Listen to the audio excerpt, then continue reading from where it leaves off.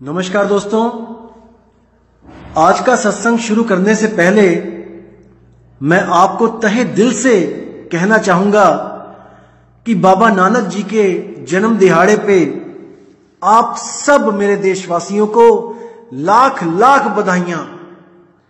और आज इतना पवित्र दिन है और इसी पवित्र दिहाड़े पे मैं आपको आज एक बहुत ही पवित्र वाणी बताऊंगा, उसका अर्थ करेंगे। तो आप सबको एक बार फिर से बहुत बहुत बधाइयां।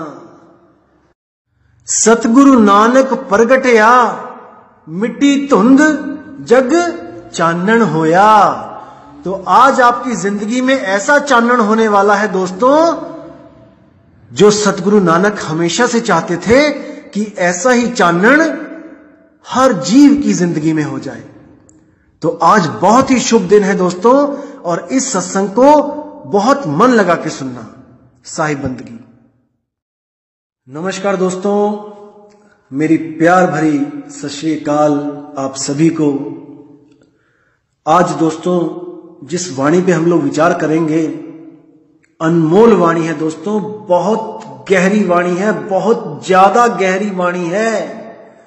अगर आपने इस वाणी को समझ लिया तो मेरे भाई, इस दुनिया में कोई गुरु नहीं है जो तुम्हें भरमा दे। लिख के ले लो इस बात को। अगर इस वाणी को आपने समझ लिया तो आपके दिमाग से सारे भरम निकल जाएंगे, 1% भी शंका नहीं रहेगी। सतगुरु की ऐसी कृपा हो जाएगी आपके ऊपर कि आपका विवेक इतना जाग जाएगा, इतना जाग जाएगा कि उसके बाद कुछ बचा ही नहीं जगाने को। बस इतना समझ लो, पूरे मन लगा के, पूरा ध्यान देके इस वाणी को समझना। वाणी का नाम है कोई नाव न जाने मेरा। कोई नाव न जाने मेरा, नाव न जाने मेरा। कोई नाव न जाने मेरा, नाव न जाने मेरा। कहो नानक ये तेरी वड्याई, कहो नानक ये तेरी वड्याई। नाव न जाने मेरा, कोई नाव न जाने मेरा। कोई नाव न जाने मेरा, नाव न जाने मेरा। कोई नाव न जाने मेरा, कोई नाव न जाने मेरा। तो दोस्तों वाणी क्या कहती है, समझना है इसको बहुत ध्यान से। तू विसरेता सबको लागू, चित आवही ता सेवा। मतलब क्या हुआ इसका कि तू विसरह, अगर मैं तुझे भूल जाता हूं, अगर मैं तुझे एक पल के लिए भी भूल जाता हूं, ता सबको लागू, तो सब मेरे दुश्मन मुझ पे हमला कर देते हैं। कौन से दुश्मन? मन, माया और 3 गुण, त्रिगुण माया। और ये मेरा मन मेरे पे हावी हो जाता है, ये मुझे गुलाम बना लेते हैं। तू विसरता, अगर तुझे मैं भूल जाऊं, तुझे मतलब उस शब्द गुरु को, अगर मैं उस शब्द गुरु को भूल जाऊं तो मेरा मन और ये माया और उसके 3 बच्चे, सतोगुण, रजोगुण, तमोगुण, ये मुझ पे हावी हो जाते हैं, मुझे गिरा देते हैं। आगे क्या कहते हैं? चित आवही ता सेवा। और जैसे ही मैं तेरी भक्ति में बैठता हूं, तुझे मैं याद करता हूं, तेरे साथ मेरा कनेक्शन जुड़ता है, यही लोग मेरी सेवा करने लग जाते हैं। ये तीनों मेरी सेवा करने लग जाते हैं। जैसे कबीर साहब ने बोला है, सार शब्द में एक ही सिद्धि और मुक्ति करे तहां सेवा, सार शब्द का खेल निराला जाने गुरुमुख भेवा। वो कोई गुरुमुख भेवा ही जान सकता है। यानी जिस मुक्ति के लिए लोग सब कुछ करने को तैयार हैं, कोई जंगलों में जाके बैठ गया, कोई पेड़ों पे उल्टा लटक गया, कोई कुओं में छलांगे मार दी, वो मुक्ति उसकी दासी हो जाती है। जिसको सार शब्द मिल जाता है, जिसको आत्म ज्ञान हो जाता है, जिस पर गुरु की दया हो जाती है, वो आत्म ज्ञान को प्राप्त कर लेता है। मुक्ति उसकी दासी। अब आगे क्या कहते हैं, अवर न कोई दूजा सूझे साचे अलख अपेवा। अब कह रहे हैं कि उस शब्द के अलावा मुझे दूसरा कोई सूझता ही नहीं है। मैं कहां जाऊं, किसकी शरण में जाऊं, किसका नाम लूं? उस शब्द गुरु के अलावा अब मेरा इस दुनिया में कोई नहीं है जो मेरी रक्षा कर सकता है। अवर न कोई दूजा सूझे साचे अलख अपेवा। वही सच्चा अलख है जिसको कोई लख नहीं सकता। केवल गुरु उसका लखाव कर सकता है। अपेवा यानी गूढ़, गुप्त से भी गुप्त, वहां तक कोई नहीं पहुंच सकता। वो किसी को नहीं मिलता जब तक वो स्वयं अपनी दया करके अपना भेद ना दे दे। जैसे बाबा नानक जी को बेई नदी पर वो अकाल पुरुष आया स्वयं का भेद बताने। वो ढूंढ रहे थे कि मैं कहां जाऊं, किसके पास जाऊं। जिसके पास भी वो जा रहे थे वहां पर अज्ञान ही अज्ञान मिल रहा था। अज्ञान क्यों मिल रहा था वो मैं अभी आगे बताऊंगा कि अज्ञान आखिर है किस चिड़िया का नाम। हम लोग कहते हैं ना ज्ञान और अज्ञान। अब हर गुरु का चेला यही कहता है कि मेरा गुरु तो ज्ञानी है, मेरा गुरु तो परमात्मा है, मेरे गुरु जैसा तो कोई गुरु ही नहीं है। हर गुरु यह कहता है और हम भी यही कहते हैं कि भाई मेरे गुरु जैसा कोई गुरु नहीं है। अब इन दोनों गुरु में आपको मैं फर्क बताऊंगा कि हम क्यों ऐसा कहते हैं और बाकी क्यों ऐसा बोलते हैं। दोनों तो सही नहीं हो सकते, सत्य तो एक होता है, दो तो सत्य नहीं हो सकते। तो क्या फर्क है सतगुरु और अधूरे गुरु में? मैं उनको झूठा नहीं कहूंगा। देखो, झूठा वो होता है जो सच जानने के बाद भी सच को स्वीकार ना करे। वो दोस्तों, वो झूठे नहीं, वो अधूरे गुरु हैं, क्योंकि उनकी विवेक की शक्ति अभी इतनी जागृत नहीं हुई है जितनी आप लोगों की हो चुकी है। जो ज्ञान आपको, मूल ज्ञान जो कबीर साहब का मैं बता रहा हूं, अगर आप किसी गुरु को जो 50 साल से गुरु गद्दी पे बैठा है उसको अगर ये ज्ञान समझाओगे दोस्तों, उसको भी 1 साल लग जाएगा समझने में, अगर वो विवेकी ना हुआ तो। और अगर वो विवेकी हुआ तो भाई एक पल में, पल से भी कम में वो जाग जाएगा। जैसे कोई बंदा सो रहा हो और आप हल्के से उसको टच करो। कई लोग होते हैं जो हल्के से टच करने से ही एकदम उठ जाते हैं, और कई कुंभकर्ण ऐसे होते हैं जिनको आप हिला हिला के भी नहीं उठा सकते। तो समझना है आपने इस गूढ़ ज्ञान को, इस मूल ज्ञान को, जो बाकी सब अज्ञान से परे का ज्ञान है, परे का ज्ञान है, पार ब्रह्म ज्ञान है। ब्रह्म ज्ञान नहीं है ये पार ब्रह्म ज्ञान है। पार ब्रह्म परमेश्वर मेरे, सतनाम सतनाम। आगे क्या कहते हैं, चित आवे तां सदा दयाला, लोगन क्या विचारे। अब क्या कहना चाहते हैं कि जब मैं तुझे याद करता हूं, जब तुम मेरे चित्त में आते हो, तो मुझे ऐसा आनंद आता है कि मेरे मुख से निकल जाता है, वाह वाह मेरे गुरु। लेकिन लोगन क्या विचारे, ये बेचारे लोग क्या जाने कि मैं किस आनंद में रह रहा हूं। मेरे आनंद को ये बेचारे लोग कैसे समझेंगे। आगे क्या कहते हैं, बुरा भला कहो किसनो कहिए, सगले जीव तुम्हारे।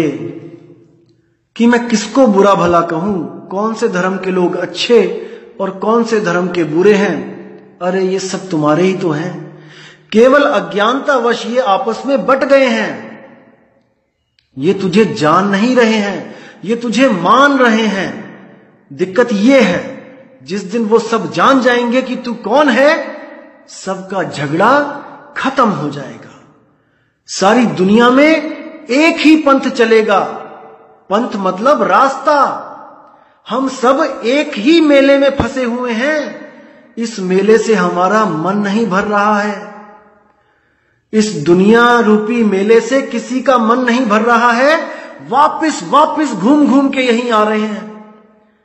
इस घर में मरते हैं, उस घर में पैदा हो जाते हैं। तो समझना पड़ेगा मेरे भाइयों। तो आगे क्या कहते हैं, तेरी टेक तेरा आधारा, हाथ दे तू राखी। मतलब कि तू ही मेरा सहारा और तू ही मेरा आधारा, कि तेरे बिना मेरा कोई भी रक्षक नहीं है। अगर तू नहीं तो मैं कभी भी सुरक्षित नहीं रह सकता।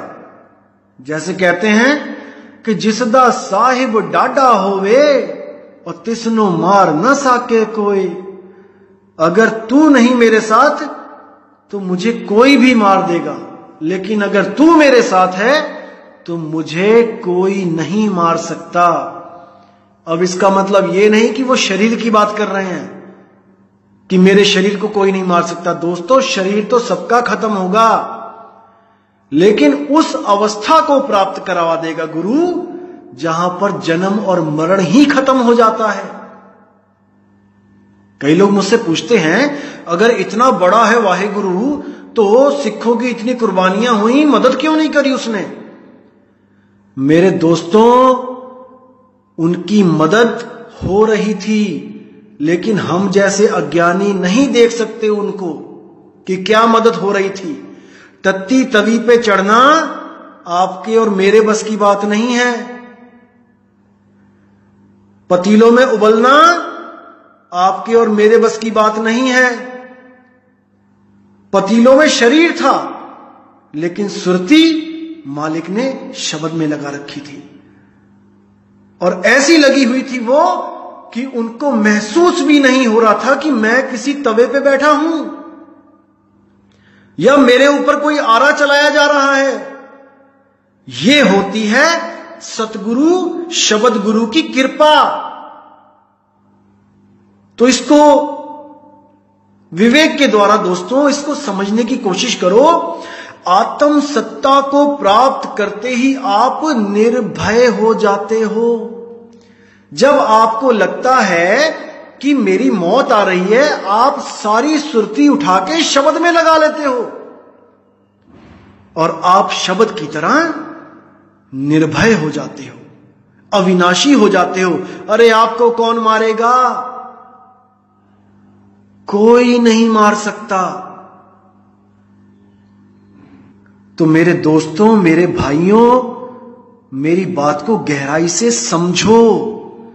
नहीं समझोगे तो 84 में चले जाओगे और ये जो धर्म के ठेकेदार बैठे हैं, कोई तुम्हारी मदद नहीं करेगा। गधे बन के कुम्हार की मिट्टी तुम ढोवोगे और पीछे पड़ेंगे डंडे और आंखों में निकलेंगे आंसू, उस वक्त कोई नहीं आएगा, किसी धर्म का ठेकेदार तुम्हें बचाने नहीं आएगा।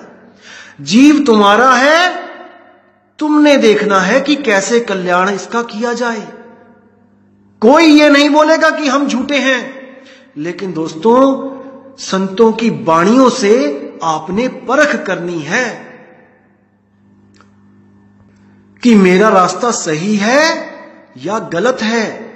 संत अपने लिए वाणियां लिख के नहीं गए, अपना तो उनका कल्याण हो चुका था, लेकिन उन्होंने हम जैसे दीन, हम जैसे मूर्खों को समझाने के लिए ये ग्रंथ लिखे हैं।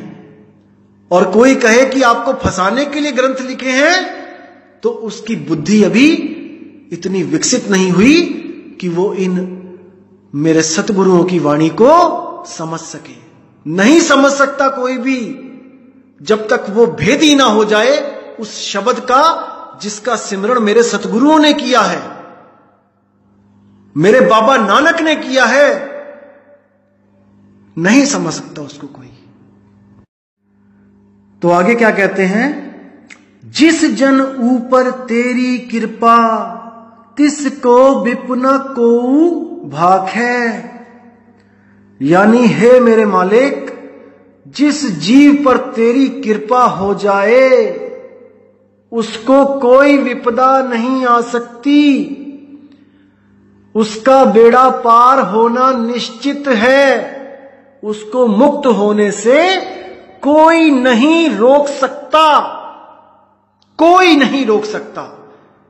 लेकिन उसको अज्ञान की बेड़ियां तोड़नी पड़ेंगी, उसको इन धर्मों की दीवारें लांघनी पड़ेंगी, वरना उसको 84 में जाने से भी कोई नहीं रोक सकता। परमात्मा की दया होती है जब कोई संत महात्मा, कोई महापुरुष आपके जीवन में आ जाता है। आपके धंधे चलने लग जाते हैं, आप साइकिल से ऑडी में आ जाते हो, आप मर्सिडीज बेंज में आ जाते हो, आप कार से हटके हवाई जहाजों में सैर करने लग जाते हो, तब इसको परमात्मा की दया मत समझना। मत कहना किसी को कि परमात्मा दयाल हो गया है आप पे। दोस्तों कभी नहीं, ये माया दयाल हुई है आप पे, ये माया है दोस्तों, माया। परमात्मा कब दयाल होता है, प्रभु कृपाल कृपा करे तब नानक साधु संग मिले। जब कोई साधु आपके जीवन में आ जाता है जो पूर्ण साधु है, तब आपका जीवन धन्य हो जाता है, धन्य हो जाता है। तो आगे क्या बोलते हैं, ओहो सुख ओहा वडियाई जो प्रभु जी मन पाणी। कि जो प्रभु जी को भाता है, जो प्रभु जी का भाना है, मेरा सुख, मेरी वडियाई उसी में है। जैसे वो मुझे रखना चाहे, मेरे सुख उसी में है। हर स्थिति मुझे मंजूर है, क्योंकि ये मैटर नहीं करता कि मैं इस दुनिया में कैसे रहता हूं, ये मैटर करता है कि मैं इस दुनिया में वापस नहीं आऊंगा। मेरी मुक्ति हो जाएगी, मैं इसमें संतुष्ट हूं। तो कहते हैं, राज कराए ता तेरी वडियाई, और जे भिख मंगावे ता की कट जाई। अगर तूने मुझे राजा बना दिया तो तेरी वडियाई है, तेरी मौज है, मैं तो तेरा गुलाम हूं। अगर तू मुझे भीख भी मंगवा देगा तब भी मुझे कोई दिक्कत नहीं है, क्योंकि फिर भी मैं तेरा ही गुलाम हूं। ये तू देख कि मुझे कैसे रखना है। तो आगे क्या कहते हैं, तू दाना तू सद मेहरबाना, नाम मिले रंग माणी। कि हे मेरे मालिक, तू दाता है, दाना सिर दान नाम दान। तू सब दुनिया के दानियों से बड़ा दानवीर है, क्योंकि वो केवल माया दान में दे सकते हैं मेरे मालिक। तूने तो इस गुलाम को बंधन से मुक्त कर दिया। इससे बड़ी दात क्या हो सकती है? इसीलिए कहते हैं नाम दान देते वक्त काल से तिनका तोड़ दिया जाता है। अब तुम काल के जीव नहीं रह गए, अब तुम दयाल के हो चुके हो और वो काल तुम्हें रोक नहीं सकता, क्योंकि तुम्हारी टिकट पे धुर का नाम लिखा हुआ है। दोस्तों, जैसे पहले हम सफर करते थे, जैसे हमने चंडीगढ़ से दिल्ली जाना है, तो जब इंटरनेट नहीं था, मशीनें नहीं थी, तब वो टिकट चलती थी कार्ड वाली। आपने अंबाला से आगे, जैसे चंडीगढ़ से अंबाला और अंबाला से दिल्ली जाना है, तो आपको चंडीगढ़ की टिकट मिलती थी। अगर वहां से सीधी दिल्ली की टिकट नहीं कट रही है तो चंडीगढ़ से अंबाला की टिकट कटती थी। अंबाला स्टेशन पे उतर के आपको दोबारा टिकट लेनी पड़ती थी, नहीं तो आपको टीटी रोक लेता था। तो इसी तरह जब आपको धुर की टिकट मिल जाती है, आपकी टिकट सीधे चंडीगढ़ से दिल्ली की कट गई, तो बीच में अंबाला नहीं लिखा होगा टिकट पे, लिखा होगा चंडीगढ़ टू दिल्ली। तो अंबाला में अगर टीटी चढ़ भी गया तो आपको रोक नहीं सकता वो। भले अंबाला का नाम नहीं लिखा है उस टिकट पे, लेकिन धुर का नाम लिखा है, आपको वो नहीं रोक सकता। उसी धुर के नाम को धुर की बाणी कहा जाता है। धुर की, वो ये बाणी नहीं है कि 2 घंटे 3 घंटे कीर्तन किया और बाणी खत्म हो गई, बाणी में विराम लग गया। नहीं मेरे भाई, वो अमृत बाणी है। बाणी गुरु, गुरु है बाणी, बिच बाणी अमृत सारे। उस बाणी को जब आप सुनोगे तो आप अमर हो जाओगे, अमरता का वरदान मिल जाएगा आपको, और जीते जी, मरने के बाद नहीं। आपने आज उस वाणी को सुना और आप आज ही आजाद हो गए, आज ही मुक्त हो गए, अब किसी मुक्ति की आस नहीं रही। तो इसको ध्यान से समझने की कोशिश करो मेरे भाइयों, समझो इसको। आगे क्या कहते हैं? तू दाना तू सद मेहरबाना, नाम मिले रंग माणी, कि तेरी दया से मुझे नाम मिला, नहीं तो मैं नाम के बिना खाली भटक रहा था। जंगलों जंगलों में फिर रहा था, गुरुओं के पास भटक रहा था, लेकिन मुझे नाम नहीं मिल रहा था। कौन सा नाम? वो अभी आगे बताऊंगा मैं आपको, क्योंकि नाम तो युगों युगों से चलते आ रहे हैं। कोई ओम ले लो, कोई जय कृष्ण ले लो, कोई हरे कृष्ण ले लो, हरे राम ले लो, नाम तो दुनिया भर के हैं। फिर किस नाम की बात कर रहे हैं ये, कि कौन सा नाम नहीं मिल रहा मुझे और कौन सा नाम तेरी दया से मुझे मिला है? नाम तो अनंत है। बाबा नानक से पहले भी कई धर्म चल रहे हैं जिसमें सहस्त्र नाम हैं, लेकिन फिर भी अकाल पुरख को बेई नदी पे आना पड़ा उनको वो अखंड नाम देने के लिए जो बोलने लिखने पढ़ने में नहीं आता। समझना पड़ेगा दोस्तों, इसको समझो, आगे पता लगेगा वो कौन सा नाम है। क्या कहते हैं आगे वाणी में? तुझ आगे अरदास हमारी, जीव पिंड सब तेरा, कि हे मेरे सतगुरु, तूने जो मुझे नाम दिया है वो अपनी अनमोलक दात बख्शी है।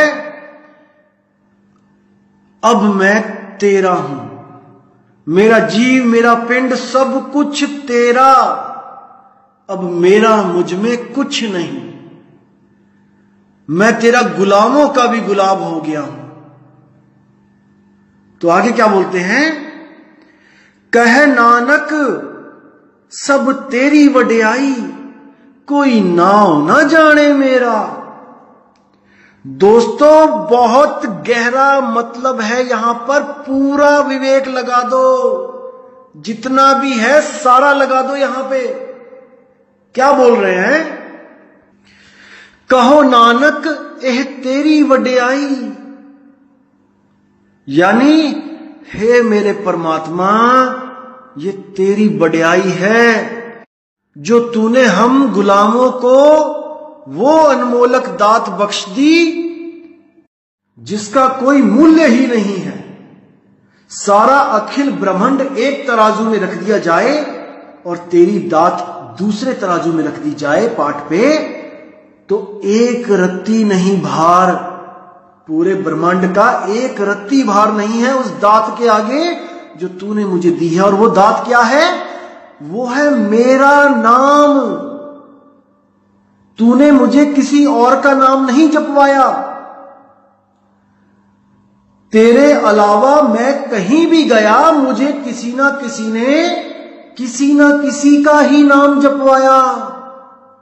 इसको पकड़ो दोस्तों, पकड़ो इसको। अगर इस वाणी को पकड़ लिया तो सारे कंसेप्ट क्लियर हो जाएंगे। कोई नाव न जाने मेरा, इसका क्या मतलब है कि मेरे शरीर का नाम तो सब जानते हैं कि मैं नानक हूं, मैं अंगद देव जी हूं, या मैं कबीर हूं, या मैं राजू हूं, मैं कुमार हूं, मैं सीता हूं, मैं गीता हूं। इनको तो सब जानते हैं, शरीरों के नाम तो सब जानते हैं और शरीरों के नाम ही जपवा रहे हैं। जैसे भगवान राम का शरीर, भगवान कृष्ण का नाम ले लो शरीर, जय हनुमान ज्ञान गुण सागर, हनुमान जी का शरीर, विष्णु जी का शरीर। किसी का भी शरीर उसका एक नाम होता है और वही नाम ये नकली गुरु मुझे जपवाते रहे। लेकिन मेरा क्या नाम है, मेरी आत्मा का क्या नाम है, ये किसी को नहीं पता। इसीलिए वाणी में कह रहे हैं कि कोई नाव न जाने मेरा। तो दोस्तों ये संकेत है कि अगर आपको कोई भी गुरु, जहां पर आप टिके हो या आप किसी को धारण करने जा रहे हो, अगर वो आपको किसी का भी नाम दे दे जपने के लिए, तो समझ जाना कि आपको आपका नाम नहीं मिला। जैसे किसी ने आपको नाम दे दिया, बेटा ओम जपो, तो आप ओम जप रहे हो, आप ओम से अलग हो, यानी ओम किसी और का नाम है और आपका नाम कुछ और है। किसी ने आपको कह दिया ओम सोहम जपो, तो याद रखना दोस्तों, आप किसी और का नाम जप रहे हो, अपना नहीं। अगर आपको कोई कहता है कि ज्योत निरंजन ओंकार रारंकार सोहम सतनाम जपो, दोस्तों आप किसी और का नाम जप रहे हो, अपना नहीं। अगर कोई कहता है कि सतपुरुष अकाल मूर्त शब्द स्वरूपी राम जपो, दोस्तों आप अपना नाम नहीं जप रहे हो, आप किसी ना किसी की आस में लगे हो। याद रखना दोस्तों, जब तक आपको आपका नाम नहीं मिल गया, तब तक आपकी मुक्ति नहीं हो सकती। इसीलिए वाणी में कह रहे हैं कोई नाव न जाने मेरा। सब मुझे दूसरों के नाम जपने के लिए बोल रहे हैं, लेकिन मेरा नाम, मेरी आत्मा का नाम, मेरी स्वयं की आत्मा को कोई नहीं लखा पा रहा है। इसीलिए बोला सोई गुरु पूरा कहाए, दो अक्षर का भेद बताए, एक छुड़ाए। सबके नाम जो आपको जपवाए जा रहे हैं सब छुड़वा दे और एक लखाए, आपकी आत्मा को लखा दे। सो गुरु पूरा कहाए, वही सतगुरु पूरा है। और तब प्राणी निज घर को जाए, तब आप अपने स्वरूप को प्राप्त कर सकते हो, जो आपका असली रूप है। ये देह स्वरूप आपका असली स्वरूप नहीं है और ना ही आप ज्योत स्वरूपी हो। ज्योत तो दोस्तों आपने प्रकट की है, आप शब्द स्वरूपी हो।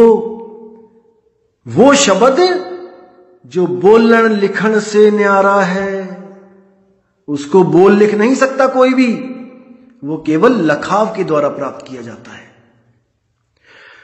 तो अब एक चीज और आपको मैं कंसेप्ट क्लियर करना चाहता हूं कि वो प्राप्ति कैसे होगी। दोस्तों, हर धर्म का एक अपना तरीका होता है नामदान का, उस परमात्मा को पाने का, अपने स्वरूप को लखने का। अब आपने ये निर्णय करना है कि हमारे पंथ में, हमारे धर्म में जो हमें बताया जा रहा है वो सत्य है या नहीं। बस अगर आपने इसका निर्णय कर लिया तो दोस्तों आपको मुक्त होने से कोई नहीं रोक सकता। तो जैसे कि आप किसी भी धर्म के फॉलोअर हो, आप अपने धार्मिक जो आपके गुरु हैं या धार्मिक जो आपके प्रीस्ट हैं या आपके जो पुजारी हैं, आप उनके पास जाइए। वो आपको किसी ना किसी विधि से, किसी ना किसी नाम से वो जोड़ देंगे। जैसे आप मंदिर में गए तो वो आपको क्या कहेंगे कि भाई राम राम जपा करो, नहा धो के सुबह अपना आधा घंटा पौना घंटा राम राम राम राम राम जपा, कोई माला फेरी, कोई धूप अगरबत्ती करी, कोई आरतियां करी, इससे आपको मोक्ष मिल जाएगा, मुक्ति मिल जाएगी। और अगर आप ईसाई हो तो आपको वो कहेंगे कि भाई प्रेयर किया करो, आप चर्च में आइए, प्रेयर कीजिए, अरदास कीजिए और गॉड आपको स्वर्ग देगा, आप मुक्त हो जाओगे। अगर आप सिख फैमिली में हो तो आपको क्या बोला जाएगा कि भाई आप ऐसा करो, अमृत छको, ठीक है, और उसके बाद आप वाहेगुरु वाहेगुरु का जाप करो, सुबह सुबह उठो, अमृत वेले में पाठ करो और आपको इससे मुक्ति मिल जाएगी, आपको शब्द गुरु मिल जाएगा। और अगर आप मुसलमान हो तो आपको बोला जाएगा कि आप ऐसा करो कि आप 5 टाइम की नमाज पढ़ो, आप कलमा पढ़ो और अपना मस्जिद में आया करो और अपना रहनी गहनी अपना कुरान के हिसाब से रखो, आपको मुक्ति मिल जाएगी, अल्लाह आपको जन्नत बख्श देगा। दोस्तों सब आपको बिल्कुल आपकी तसल्ली करा देंगे कि आप गलत रास्ते पे नहीं हो। आप मंदिर आइए, आप गुरुद्वारा आइए, आप मस्जिद में जाइए, आप चर्च में जाइए, आप बिल्कुल ऑन द राइट ट्रैक हो, आप पहुंचोगे वहां तक जिसको आप मिलना चाहते हो। लेकिन होता क्या है दोस्तों, और आप उन पे विश्वास करके अपने अपने धर्म में अपनी पूरी जिंदगी धार्मिक कार्यों में और अपना संगत की सेवा करने में लगा देते हैं। बहुत अच्छी बात है कि आप अपने कर्म बिगड़ने नहीं देते, क्योंकि संगत की सेवा ही गुरु की सेवा होती है। बहुत अच्छी बात है। लेकिन मोक्ष, मुक्ति ये कैसे मिलेगी? ये सेवा से नहीं मिलती, ये संगत की सेवा से नहीं मिलती। संगत की सेवा से आपके कर्म अच्छे हो जाते हैं, आपको पुण्य प्राप्त होता है और आप अगले जन्मों में एक अच्छी जीवन प्राप्त करके कुछ अमीर हो सकते हो, कुछ सुख ज्यादा मिल सकते हैं, वैभव मिल सकता है। लेकिन मुक्ति के लिए दोस्तों केवल नाम, मुक्ति का जो आसरा है वो केवल नाम। अब कौन सा नाम, इस पे विचार करना है। कोई राम राम जपता है, कोई अल्लाहु अल्लाहु करता है, कोई हालेलुया करता है, ईसाई लोग हालेलुया करते हैं, और कोई वाहेगुरु वाहेगुरु करता है। सब अपने अपने धर्मों पे अटल हैं। अब आते हैं मुद्दे पे कि क्या इन नामों को जपने से मुक्ति होगी? मुद्दा यह है, क्या ये नाम वो नाम है जिस नाम की संतों ने महिमा गाई है? क्या ये सतनाम है? सतनाम यानी कि सच्चा नाम है? क्या ये अखंड नाम है जो कभी खंडित नहीं होता? क्या ये वही शब्द है जिसके लिए बाबा नानक जी ने बोला, शब्दे धरती शब्दे आकाश शब्दी शब्द भया प्रगाश, सकल सृष्टि शब्द के पाछे नानक शब्द घटे घटे आछे।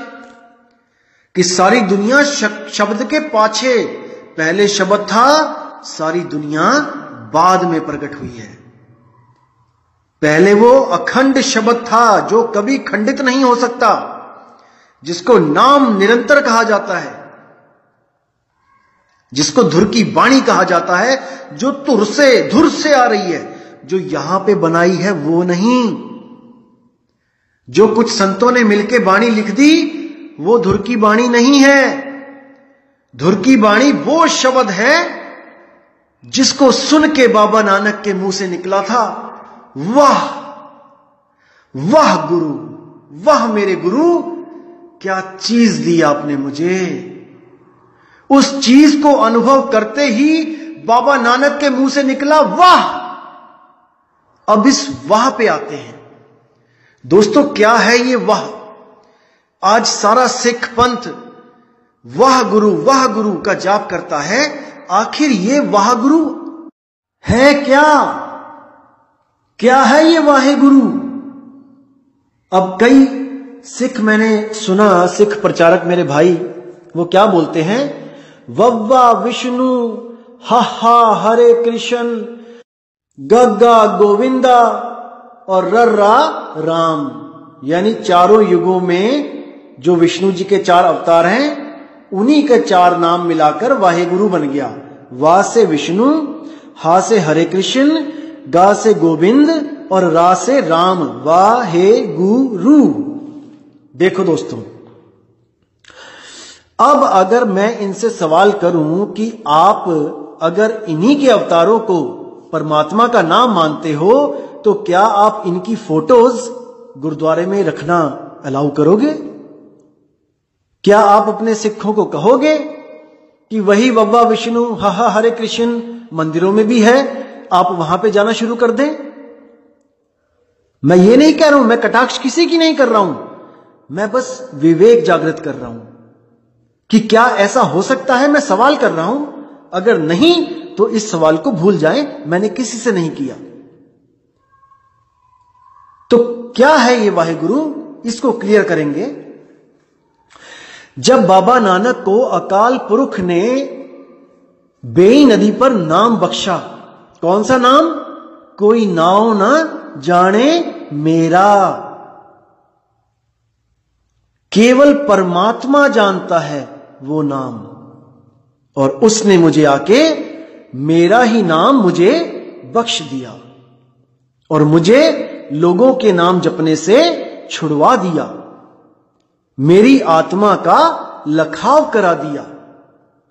एक छुड़ाए एक लखाए, सारे कृत्रिम नाम छुड़वा दे और स्वयंभू नाम, अखंड नाम, आत्म नाम लखा दे। तो जब वो लखाव करा दिया गया बाबा नानक को, तो उन्होंने प्रचार शुरू किया मूल मंत्र लेके, एको सतनाम, कि केवल एक सतनाम ही कर्ता पुरुष निरभव निर्वैर अकाल मूरत है। उस सतनाम का सिमरण करो। सतनाम का सिमरण का मतलब यह नहीं कि आप सतनाम सतनाम सतनाम जपो। सतनाम तो उस सत्य की तरफ इशारा है। वो तब बताया जाता है जब सिख गुरु नानक देव जी से नाम दान लेता है, तब गुरु नानक जी उनको सतनाम बख्श देते हैं। तो बाबा नानक एक बार संगत में बैठे थे और काफी संगत थी। नानक साहब सत्संग करते करते करते ध्यान में लीन हो गए और जैसे ही सुरती शब्द तक पहुंची, शब्द को अनुभव किया, एकदम मुंह से निकला, वाह वाह वाह वाह मेरे गुरु, वाह गुरु, वाह गुरु। अब वो तो इस आनंद में थे कि उनके मुंह से निकला वाह। लेकिन सिखों ने क्या सोचा कि शायद बाबा नानक जी वाहे गुरु का जाप करते हैं। इसको ध्यान से समझना मेरे दोस्तों। अगर ये चीज आप समझ गए तो आपसे मुक्ति दूर नहीं है।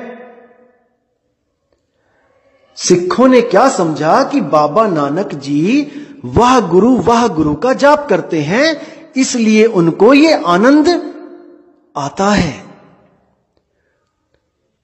तो उसके बाद क्या हुआ, सिखों ने वाह गुरु जपना शुरू कर दिया। अब गरीबदास जी की वाणी में यही आता है कि झांकी देख कबीर की और नानक कीती वाह, वाह सिखन के गल पड़ी, अरे कौन छुड़ावे ताह। कि बाबा नानक ने जब उस आनंद को प्राप्त किया, उस आनंद में जब रम गए, तो मुंह से ऑटोमेटिक निकला वाह। उनको आनंद प्राप्त होने के बाद वाह निकला उनके मुंह से। लेकिन हम क्या कर रहे हैं? हम बिल्कुल उसका उल्टा कर रहे हैं। हम पहले ही वाह वाह कर रहे हैं, वाह गुरु वाह गुरु वाह गुरु, और सोच रहे हैं वो आनंद हमें मिल जाए।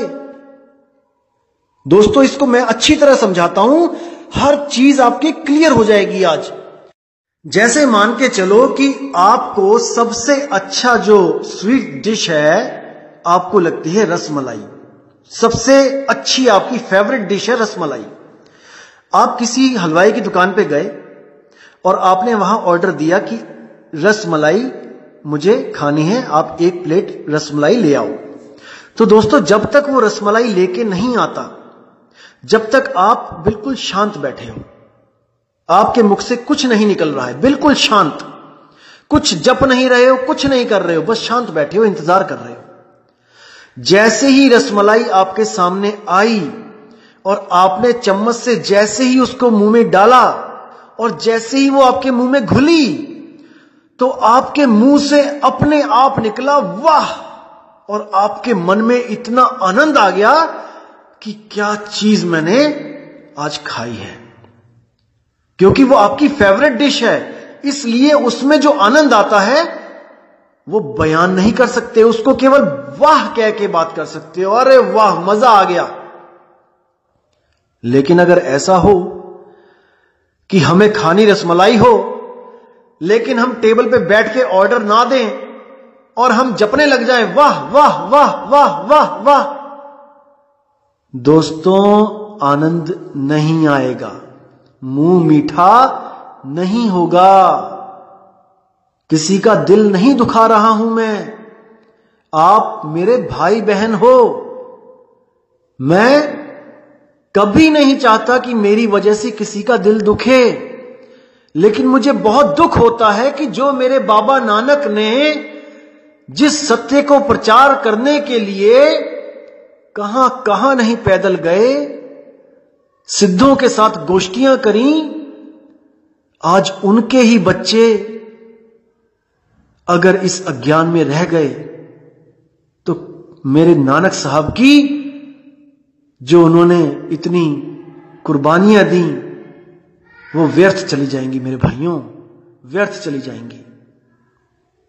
तो इसको समझो मेरे दोस्तों, मेरे भाइयों, अगर इसको समझ जाओगे तो आप 84 से बच जाओगे। अगर एक भी मेरा सिख भाई 84 में चला गया तो लानत है मेरे ऐसे जीवन पे जो मैं उनको ये ज्ञान नहीं समझा सका, लानत है मेरे जीवन पे। तो मेरे भाइयों, ज्ञान को समझने की कोशिश करो, इन धर्मों की दीवारों को तोड़ दो, किसी की बगावत मत करो, लेकिन धर्मों से बाहर आके देखो कि सत्य क्या है। जहां सत्य लगे, बिना सोचे समझे कि समाज क्या कहेगा, जुड़ जाओ, क्योंकि समाज तब नहीं आएगा बचाने जब 84 के चक्कर में चले जाओगे। कई जन्म भय कीट पतंगा, कई जन्म गजमीन कुरंगा। ये मेरे मालिक, पता नहीं कितनी बार कीड़े मकोड़े बन के छिपकलियों के मुंह में गए, मेंढक के मुंह में गए, मगरमच्छों के मुंह में गए, शेरों के मुंह में गए, कोई बचाने नहीं आया। अगर इस बार गलती कर दी तो मेरे भाई ठिकाना नहीं मिलेगा, नहीं मिलेगा। समझ जाओ मेरे सतगुरु नानक क्या कहना चाह रहे हैं। गरीबदास जी की वाणी में आता है, झांकी देख कबीर की, नानक कीती वाह, और वह सिखन के गल पड़ी, कौन छुड़ावे ताह। कि भाई झांकी कबीर की देख के नानक ने की वाह। अब जो अज्ञानी गुरु होगा वो क्या कहेगा कि नानक साहब जब सतलोक में गए और वहां पर कबीर साहब की झांकी देखी तो उन्होंने कहा, वाह दोस्तों, ये बिल्कुल महा अज्ञान है। कबीर वो नहीं है जो किसी तख्त पे बैठा है राजा, नहीं। कक्का केवल नाम है, बब्बा ब्रह्म शरीर, और रारा सब में रम रहा, ताको नाम कबीर। उसका नाम कबीर है जो सब में रम रहा है, जो आत्म देव है, और उसी आत्मा में परमात्मा बसता है। तो नानक साहब इस कबीर की बात कर रहे हैं। गरीबदास जी महाराज ने इस कबीर की बात करी है। नानक साहब ने भी कहा है, हक्का कबीर करीम तू बेऐब परवरदिगार। यानी कि अगर इस दुनिया में कुछ है जानने योग्य तो वो कबीर है, वो आत्मदेव है। जब आत्मदेव को आप पहचान जाओगे, उसको साधोगे, सुरती को साधोगे आत्मा में, और जब आत्म ज्ञान में प्रवेश करोगे तब आपके मुंह से भी ऑटोमेटिकली निकलेगा, वाह वाह गुरु, क्या आनंद आ गया, मेरे गुरु ने क्या दात दी कि आनंद ही आ गया। तो दोस्तों, इसको बात को समझो मेरी, और अपना आत्म कल्याण इसी जन्म में जीवित ही करवा लो, जीते जी करवा लो। जीवित मरिए भवजल तरिए, जीवित मरना है हमने। मरता मरता जग मुआ, मरना जाने ना कोई, और ऐसी मरनी जो मरे बहुर ना मरना होए। एक बार मर के तो देखो, जीवित मृत्यु प्राप्त करके तो देखो। अरे संतो, जीवत ही करो आशा। साहिब कहते हैं, जीते जी आशा करो कि मुझे मुक्ति मिले, मर के मत करना। मरने के बाद पता नहीं कहां चले जाओगे। जीते जी तो गवाही खुद दोगे कि हां मैं मुक्त हूं। जब आत्म स्वरूप में आओगे तब आपको वो आनंद आएगा जो मलूक दास जी कहते हैं। दास मलूक सलूक कहते हैं, खोजो खसम कबीर। यानी उस आत्म देव को खोज लो मेरे भाई, इससे पहले कि आपको ये देह छोड़नी पड़े। अपना असली घर ढूंढ लो। तो दोस्तों, उम्मीद करता हूं कि आपको आज का ज्ञान बिल्कुल बिल्कुल क्लियर समझ में आ गया होगा, क्योंकि मैं पौड़ी दर पौड़ी बताता आ रहा हूं। और कोई भी मेरा जो भाई है जो अभी अभी मेरे ऑडियो सुनने लगा है, उनसे मैं विनती करता हूं कि शुरुआत से शुरुआत करो। बीच में से अगर एकदम आओगे तो नहीं समझ में आएगा। बिल्कुल नीचे से शुरुआत करो जहां पहली ऑडियो है। और मैं आपसे विनती करता हूं कि जहां पे मैंने मूर्खों ऐसे शब्दों का मैंने प्रयोग किया है, मैंने ऐसे लोगों के लिए प्रयोग किया है दोस्तों जो संतों को गालियां देते हैं। मेरा किसी से कोई बैर नहीं है, वो भी मेरा ही भाई है। लेकिन मूर्ख का मतलब होता है बिना सोचे समझे कोई भी बात मुंह में आई वो 10 लोगों के सामने रख दी, तो वहां पर उसको मूर्ख ही कहा जाता है कि अरे मूर्ख, तुझे अकल नहीं है, तू क्या बोल रहा है। तो इस भाव को समझो, मैं किसी का दुश्मन नहीं हूं, ना मेरा कोई दुश्मन है। हम सब एक मालिक के बच्चे हैं। तो दोस्तों, अब मैं आपसे विदा चाहूंगा क्योंकि ऑडियो भी बहुत लंबी हो गई है। लेकिन आप लोग ने दोस्तों विवेक को कभी नहीं त्यागना है, विवेक करते चलो। मैं ये नहीं कहता हूं कि किसी पंथ में कोई झूठ बोल के आपको बहका रहा है, नहीं दोस्तों, ये भूल हमसे हुई है, ये भूल इंसान से ही हुई है। हर धर्मों में भूल हुई है, क्योंकि हम इंसान हैं, हम भगवान नहीं हैं। लेकिन इस भूल को सुधारने के लिए परमात्मा इस दुनिया में आता है, इतना भी विश्वास रखो। जैसे बाबा नानक को बेई नदी पे परमपिता परमात्मा मिलने आए, वहां पर उनको सार शब्द दिया, आत्मज्ञान दिया। दोस्तों, इसी तरह मदन साहिब को भी आत्मज्ञान परमपिता परमात्मा ने दिया आके। ऐसे ही नहीं 52 से परे की बातें हो रही हैं। ऐसे ही नहीं आत्मज्ञान की बातें हो रही हैं दोस्तों। मालिक आ चुके थे, उन्होंने नाम दे दिया है। यकीन करो, ज्ञान को समझो और मुक्ति की तरफ अग्रसर हो जाओ। और इस शब्द को अच्छी तरह समझने की कोशिश करो जो मैंने आज आपको क्लियर किया है। और दिल से एक ही आवाज निकलेगी जब इसको समझ जाओगे। और वो क्या आवाज है? कोई नाओ न जाने मेरा, नाओ न जाने मेरा, कोई नाओ न जाने मेरा, नाओ न जाने मेरा। कहो नानक ये तेरी वड्याई, कहो नानक ये तेरी वड्याई, नाओ न जाने मेरा, कोई नाओ न जाने मेरा, कोई नाओ न जाने मेरा, नाओ न जाने मेरा, कोई नाओ न जाने मेरा, कोई नाओ न जाने मेरा।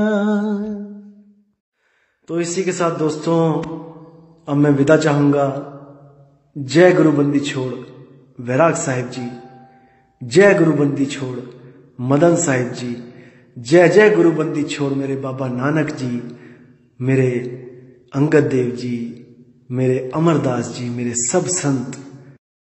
और जय जय बंदी छोड़ सतगुरु सत्य कबीर साहिब जी की सदा ही जय हो। साहिब बंदगी सतनाम।